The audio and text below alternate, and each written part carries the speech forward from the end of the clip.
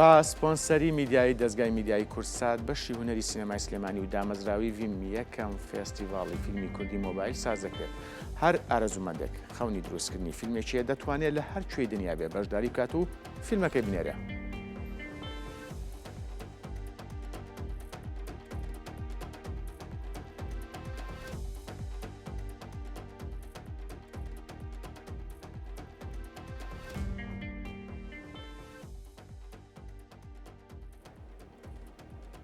هونەرمەند کاوان عەزیز کە وتەبێژی فێستیڤاڵی فیلمی مۆبایلە لەگەڵمانە بۆ گفتوگۆکردنی زیاتر دەربارەی فێستیڤاڵەکە. کاکاوان سوپاس کاتی خۆت بێمە بەخشی. سپاس کاکەکانجان، سڵاو بۆ ئێوە بۆ هەموو بینەرانی عەزیز. زۆر سپاس. کاکاوان من ئەمێ لە سەرەتاوە پرسم بیرۆکەی بەڕێوەچوونی ئەم فێستیڤاڵە هەڵبەت فێستیڤاڵی لەو جۆرە لە کوردستان نەکراوە، فێستیڤاڵی فیلمی مۆبایل. بیرۆکەکەی لە چیوە سەرچاوی گرتووەگەت بۆمان باسکەی بە کورتی؟ بەڵێ پێشەکی سپاس بۆ ئێوە بۆ هەموو بینەرانی عەزیز و بۆ دەستگای میدیایی کورسات. هەڵبەت ئەم بیرۆکەیە وەکو بیرۆکەش وەکو پرۆژەش خۆم کاتی بیرۆکە و پرۆژەکەی خۆم بوو. ئەو کاتی کە ڕاهێنانمان بەو خوێندکارانە ئەکرد کە بچنە زانکۆ و لە مقابلە و لە چاوپێکەوتنەکانە ئامادەمان ئەکردن چەند کارێکم ئەو وەرکشۆپی کە ماوەی چەند مانگی ڕابردوو بەشی سینەمای سلێمانی سەرپەرشتی کرد. بەڵێ ئەوە 2 ساڵە ئێمە ئەو وەرکشۆپە ئەکەین بەشی سینەمای سلێمانی بۆ خوێندکارانی کە ئارەزومەندن بۆ کۆلێژی هونەر. سیرم کرد یعنی تاقەیەکی باشیان هەیە و کارەکان کاری باش ئەکەن بە مۆبایلەکانیان. ئێمە ئەرکمان ئەیانێ ینی من و چەند مامۆسایەک لەوێ و بەڕێزیشتەوە ینی ئەرکمان ئەیانێ کە بە مۆبایلەکانیان فیلم دروستکەن.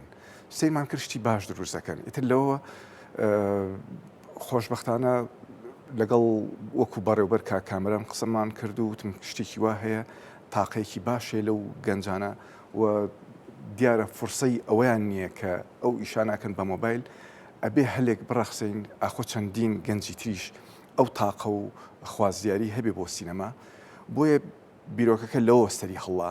خۆشبەختانەوە ئەم ساڵ چۆتە جێبەجێکردنەوە و لە ئێستەوە فلم دەست بەکار ئەبن هەتا 15 بۆ وەرگرتنی. کاکاوان جگە لە بەشی سینەما چێکە هاوکارتان بوون لە بەڕێوەبردننی ئەم فێستیڤاڵە هەڵبەت فێستیڤاڵەکە بە سپۆنسەری میدیای دەستگای میدیای کورسات دەبێت هەروە دامەزراوی ڤیمیش هاوکارتانە.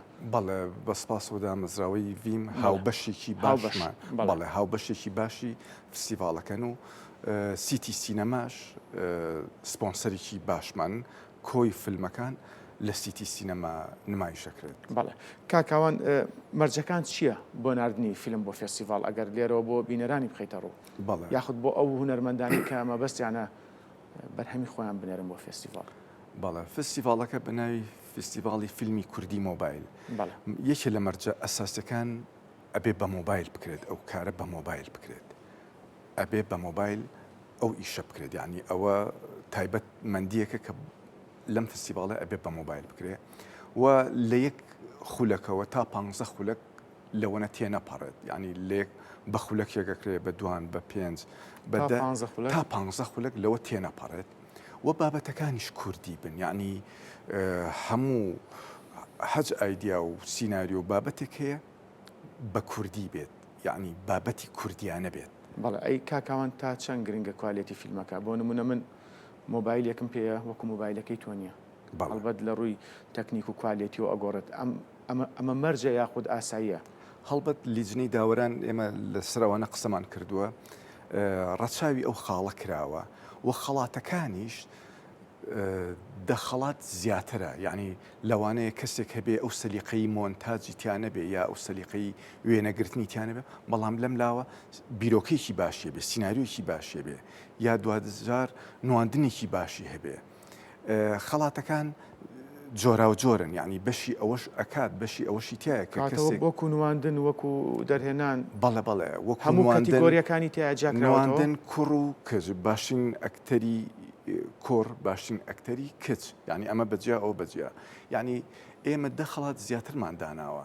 ڕاستە لەوانێ هەبێ ئەو سەلیقەی نەبێ لە مۆنتاجە یا لە وێنەگرتنە، بەڵام لەم لاوە شانسی نواندن هەیە، لەم لاوە شانسی بیرۆکە و سیناریۆکەی هەیە کە لە ئیشەکە وەربگیرە و بە باشترین فیلمیشمان هەیە یعنی چەندین خەڵاتی تایە.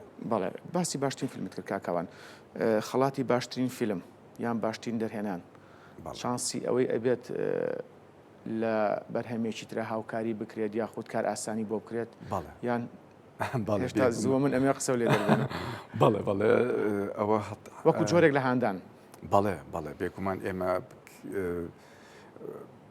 ڕەچاوی ئەومان کردو و شانسی ئەوەی ئەبێ هەچ کەسێک کە ئەو سەلیقەی و توانایی تابێ و باشترین فیلم خەڵاتێک ئەو یەکێ لەو خەڵاتانە ئەوەیە کە دامەزراوی ڤیم گرتوێتی ئەستۆی خۆی شانسی ئەو چانسێ بێ لە داهاتوە بەڵێ بەڵێ کە ئەتوانێ فیلمێکی تر بەرهەم بێنێ. کاکاوان فیلمەکان لە سیتی سینەما نمایشەکرێن؟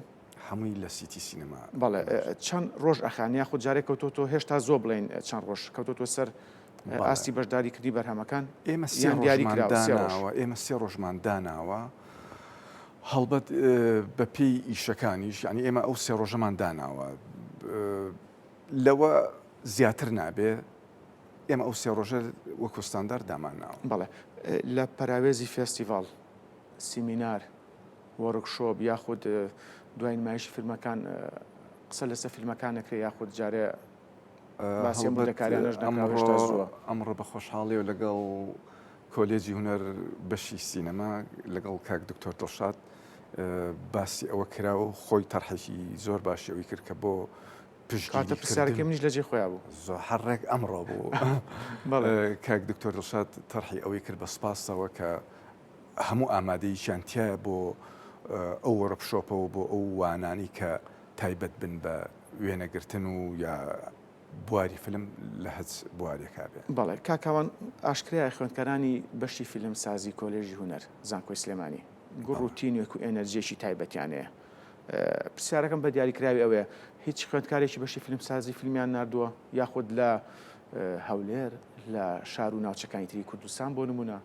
مەڵێ وەڵی کاگاکەم هەوڵێکی جدی هەیە یان ێستا لە ڕێی کاک دکتۆر دڵشادەوە هەوڵێکی جدی هەیە چونکە هەر یەکێ لە وانەکانیش ینی ئەمە معنیە بەو وانانی ئەو خوێندکارانەوە کە لە زانکۆی سلێمانی بەشی فیلمسازی ینی بەڵێ هەوڵێکی وا هەیە و لە ئێستەوە ئەوەی کە ئاگایار بین لە خۆ ئامادەکردنان خۆشبەختانەش ینی ئێمە تیممان هەیە بۆ هەولێریش و بۆ دوهۆک و بۆ ناوچەکانی تر بۆ هەڵەبجە پێیان ڕاگەین و سەردانیشیان ئەەکەین و بابەتی فستیڤاڵەکان تێگەینی. بەڵێ هونەرمەند کاوان عەزیز وتەبێژی فێستیڤاڵی فیلمی مۆبایل سپاس لە ستۆدیۆ لەگەڵمان بوویت. زۆر سپاس کاگاکان بۆ ئێوەش سپاس بۆ دەستگای میدیای کورسات و بابیریشم نەچێ هەر ئەمڕۆ سەردانی کۆلێجی ڕاگەاندنمان کرد ئەوانیش زۆر بە گوڕ و جۆشێکی باشەوە کاک دکتۆر کاوە ئەوان هاتون بەدەم پرۆژەکە و خوازیارن ئەوانیش بۆ خوێندکارەکانیان